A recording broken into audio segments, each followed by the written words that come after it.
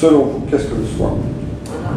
Alors selon moi, le soin, c'est à la fois une prise en charge, si on se met du côté du sanitaire, et c'est à la fois un accompagnement, si on se met du côté du médico-social, mais je pense que ça c'est juste un problème de sémantique. En fait, le soin, c'est venir accompagner une personne à un moment donné quand elle a une déficience, quelle qu'elle soit, on ne parle pas forcément que du handicap, pour venir lui apporter une aide qui va lui faciliter la vie à un moment donné, lui permettre de retrouver une certaine autonomie à un autre moment, ou l'accompagner vers une perte d'autonomie quand c'est le cas aussi, puisque soigner, ça ne veut pas dire... Selon toi, qu'est-ce que le soin? Le soin, alors d'abord le soin c'est un accompagnement. Le soin c'est prendre soin de l'autre, mais c'est aussi veiller à ce que la personne garde sa dignité, même si elle est dans un fauteuil roulant, qu'elle ne s'exprime pas. Ce qui est le cas aussi ici à la masse. On a l'impression que les personnes ne s'expriment pas, mais elles communiquent en tout cas, d'une manière différente. Donc le soigner, c'est prendre la personne dans toute sa globalité. C'est lui apporter un confort de vie qui est nécessaire à chaque individu. Dans nos vies, on a tous besoin de confort, on a tous des exigences, des besoins. Donc c'est de veiller à leurs besoins vitaux. Voilà. C'est de les protéger aussi, puisque ce sont des personnes vulnérables. Voilà. Alors soigner, c'est un peu complexe parce que il faut toujours comprendre, essayer de comprendre la personne que vous avez en face, que vous soyez moniteur, éducateur spécialisé, AMP, soignant, mais ça n'est jamais se mettre à la place d'eux. Voilà. Soigner, pour moi, ça a été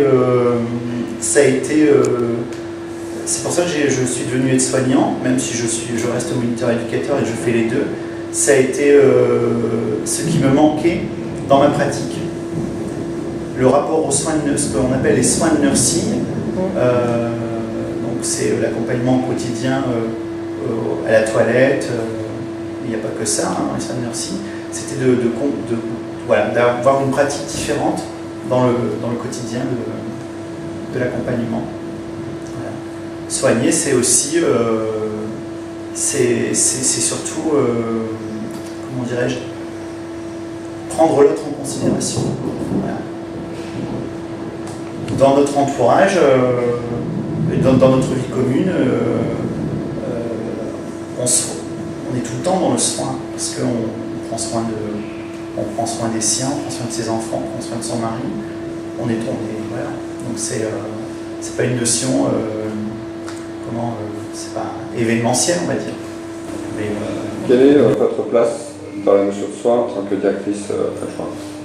Alors ma place ici elle est particulière parce que j'ai été aussi recrutée sur mon expertise sanitaire, puisqu'il y avait tout un secteur et un service médical à restructurer, à réorganiser, donc ça a été ma mission principale jusqu'à il y a très peu de temps. Et du coup, bien évidemment, j'ai un regard sur le soin, soin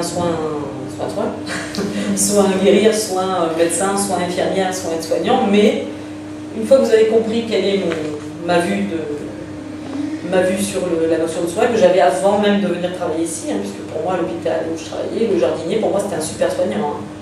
Parce que quand on fait un bel espace et que les gens qui sont tout le temps en douleur peuvent venir se ressourcer dans un beau jardin, ça, c'est un soin d'extrême qualité pour moi. Voilà. Donc, une fois qu'on a compris ça, vous avez compris quelle est ma place. Voilà. Ma place, c'est effectivement d'être ensemble. Je suis très attachée au collectif. Être ensemble avec des différences de métier, des différences d'expertise, des différences d'ancienneté dans les fonctions, au service de la personne qu'on accompagne ou qu'on soigne. Enfin, Pouvez-vous vous présenter? Alors, Elodina, je suis chef de service à la masse des kiwis. Quelle est votre place dans la notion de soin en tant que chef de service? Ici. Ce sera différent ailleurs. Ouais. Voilà, ici on parle vraiment de... Alors on parlait du soin par rapport au médical, on parlait de prendre soin de... Le soin par rapport au médical, ma mission c'est à la fois d'effectuer tout ce qui est définir les urgences et prioriser les demandes des animateurs par rapport aux résidents, et pour effectivement après coordonner et amener vers le service médical. Mais après, il y a, et c'est pareil, on parle de service médical, mais il y a aussi le paramédical. Je ne sais pas si vous le mettez dedans ou pas, mais j'ai aussi une mission de coordination par rapport à toute l'équipe paramédicale. Et là, je ne parle pas du médical. Alors ça va à la fois sur le paramédical, alors ça a changé depuis que je suis là, mais en tout cas, je mène toutes les réunions avec les équipes éducatives, médicales et paramédicales. Donc cette mission-là, elle est aussi importante. Ça veut dire aussi que je suis garante du projet de vie des personnes. Alors ça veut dire, ça implique à la fois effectivement toutes les missions qui vont être autour de cette personne, donc de lien avec les différentes équipes médicales, éducatives, etc., paramédicales, mais aussi les services administratifs, pour faire en sorte que tout ce qui est autour du projet de vie de la personne soit mis en place. Alors ça va des réunions, ça va du recrutement au recrutement du personnel qui prend soin d'eux, donc tout ce qui est personnel éducatif. Je n'interviens pas sur le recrutement du personnel médical, mais il m'est arrivé d'intervenir aussi sur le recrutement du personnel paramédical. Et puis il y a toute la mission de coordination dans le quotidien. C'est-à-dire que non seulement c'est le tri sur le médical de tous les appels, mais c'est aussi comment je vais garantir que le service médical, tout ce qui va être communication, organisation, je vais garantir que les rendez-vous médicaux, le service éducatif va bien les mettre en place, va les assurer, va revenir avec les consignes, va nous les délivrer, etc. Comment est-ce que quand il y a une urgence, effectivement, je vais faire en sorte que le service ici soit couvert, mais que quelqu'un puisse accompagner le résident dans de bonnes conditions. Enfin, c'est tout ça. Mais ça dépend si vous allez sur le soin, sur le prendre soin. Je te présenter. Oui, bonjour, je suis Magali Liva, je suis médecin généraliste et je travaille à la Chrysalide, à la Plantation et sur des sites du pôle enfance-adolescence également. Ici, je suis à mi-temps. Quelle est ta place dans la notion de soin en tant que médecin ici? C'est une place intéressante. C'est assez central. C'est central puisqu'au Kiwi notamment, donc cette masse-là, on a une réunion toutes les semaines pour parler des résidents. Donc on fait le point sur ceux qui posent problème d'un point de vue à la fois éducatif et médical. On essaye de se mettre tous d'accord et d'avoir une cohérence dans la prise en charge et dans le soin justement. Donc que ce soit troubles du comportement, difficultés au repas ou autre. On essaye de se réunir et de se parler.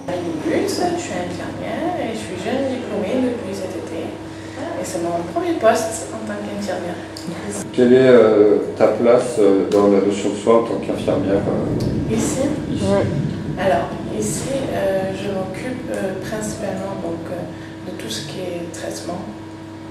Il y a beaucoup d'administratifs, donc je vais coordonner tous les rendez-vous médicaux, après ça va être ça, tous les suivis, le suivi médical, autant sur le suivi des selles comme le suivi pondéral, et après ça va être tous les examens et les suivis pluridisciplinaires, que ce soit avec l'orthophoniste, l'assistante sociale, la psychologue, etc. Et il y a beaucoup d'administratifs, énormément. Et voilà, après ça va être suivi au jour le jour, gérer les urgences quand il y en a. Et parce que c'est vrai que la masse, c'est pas une institution qui est médicalisée. Donc moi, au niveau de ma pratique, je vais être limitée. Donc si vraiment il y a une très grosse urgence, ils vont être évacués à l'hôpital. Mais au moins gérer les premiers cas d'urgence. Et après, pouvoir faire le nécessaire pour la suite. Voilà, je suis David Vigreux, je suis soignant à la Chrysalide, donc sur le site de la Plantation. J'ai un poste avec une particularité par rapport aux autres collègues, c'est que dans un premier temps, j'ai une formation de moniteur éducateur. Voilà. Et suite à ma formation, donc j'ai bossé après ma formation d'éducateur avec différents publics. Et ensuite, j'ai passé un concours d'aide-soignant. Donc voilà, donc en 2012. Et maintenant, j'ai la particularité d'être et sur les équipes éducatives et d'être au bureau médical en fait. Ah, vous faites le relais. on fait le relais. Alors notre mission, c'est de faire le relais justement entre les pratiques éducatives, entre l'équipe éducative, les aides-soignants et le bureau médical des aides-soignants, sachant que quand on est sur le terrain, on est vraiment fondu dans la masse, c'est-à-dire qu'on n'est pas plus haut que les autres, on n'a pas une position hiérarchique différente. Alors, moi je suis Laetitia Retou et je suis éducatrice spécialisée sur la masse des kiwis. Quelle est ta place en tant qu'éduc-spé dans la notion de soin par rapport à l'AMP ou au moniteur éducateur ou à l'infirmière, le médecin? Alors, en tant qu'éduc-spé, ça serait plus la fonction de coordinateur, c'est-à-dire que, effectivement, du coup, plus en étant en externat, moi je fais plus les toilettes, donc c'est vrai que j'ai plus ce regard de la personne au niveau corporel, on va dire, donc c'est vrai que je suis un peu en dehors de ça. Mis à part ça, c'est vrai que je lis aussi le cahier médical. On discute bien évidemment avec les collègues et je fais le relais avec le médical, réunion médicale le vendredi, pour faire remonter les informations s'il n'y a pas de suivi ou si ça traîne un peu au niveau médical ou si mes collègues au niveau du suivi des selles, aussi au niveau du suivi de l'hydratation, plus de manière, on va dire, superviseur. Quoi. Voilà. Donc moi je suis Coralie Bernard, anime 2, c'est-à-dire monitrice éducatrice. Voilà. Oui, quelle est ta place dans la notion de soin, suivant ta fiche de poste et dans le quotidien? Selon ma fiche de poste, c'est ma place dans le soin, c'est dans le soin quotidien, je répète. C'est dans le soin quotidien, c'est-à-dire que vu que moi j'accompagne les résidents dans tous les actes de la vie quotidienne, du lever au coucher, dans les activités comme dans les choses banales, c'est-à-dire les repas, les douches. Donc je me suis perdue. Tu peux me répéter ta question, s'il te plaît, merci. Quelle est ta place dans la notion de soin, suivant la fiche de poste et dans le quotidien? Voilà, donc dans le quotidien, c'est ce que j'ai dit avant.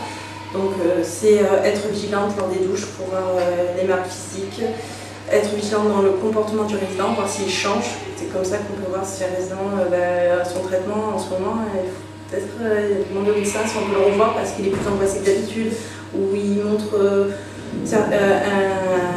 un résident B, on a pu remarquer que par son visage qui était beaucoup plus crispé et son comportement qui était beaucoup plus tendu, on a pu voir en fait que il s'était fait une triple fracture à la main. Voilà. Et en fait, on le remarque, vu qu'il n'exprime pas beaucoup la douleur, c'est nous qui le remarquons plus que le médical parce qu'il a une manière bien particulière de le faire. Donc c'est ça. Dans ma fiche de poste, c'est dans tous les actes de la vie quotidienne de soins. Être vigilante, attentive. Hello Timélas, AMP, au Kiwi depuis 7 ans. Ouais. Quelle est ta place dans la notion de soin en tant qu'AMP? Ça va, c'est le débat. Je sais, mais attends, je vais rester à ma place. Je vais rester à ma place, c'est ce que j'ai fait. Alors moi, en matière de soins, je vais donc faire les douches, les toilettes, habillage, les soins intimes, les ongles qui restent propres, qu'ils soient propres sur eux, ne serait-ce que les cheveux bien coupés, la figure nettoyée, les habits propres. Et voilà, ça s'arrête là pour moi. Officiellement. Quelles sont les différences, s'il y en a, entre le thérapeutique et l'éducatif? Alors, si on prend les définitions pures et dures, le thérapeutique, pour moi, c'est un accompagnement par un traitement adjuvant à l'accompagnement physique, mais je crois beaucoup en la thérapie non médicamenteuse, donc pour moi, la thérapie, c'est pas forcément les médicaments. La démarche éducative est une thérapie non médicamenteuse, extra. Le sport, on l'a vu ici dans cet établissement, il y a des résidents qui ont eu des troubles du comportement très très forts, que moi j'ai pas connus, mais on m'a raconté ce qui s'est passé. Et par le sport adapté, par exemple, on a pu les aider à gérer leur angoisse. Et aujourd'hui, ce sont des personnes qui vivent dignement, qui ont une place dans l'établissement, qui sont le plus possible apaisées, même s'il y a toujours des troubles du comportement qui persistent. Mais il y a un accompagnement thérapeutique médicamenteux qui vient les aider à gérer leur angoisse, certes, mais qui ne les éteigne pas. Et à côté de ça, il y a toute la démarche éducative qui les accompagne accompagne, sauf que pour moi, la démarche éducative, c'est encore un peu différent. Pour moi, ici, on ne fait pas de la démarche éducative au palmier, par exemple, en masse. Pour moi, ce n'est pas l'éducation. Par contre, au foyer de vie, peut-être plus. L'éducation, pour moi, c'est quand même accompagner quelqu'un dans un apprentissage de la vie, des règles sociales, voilà. C'est pas forcément vrai pour une personne polyhandicapée. On a un autre type d'accompagnement pour moi. Voilà. Même s'il y a des éducateurs qui travaillent auprès de personnes polyhandicapées.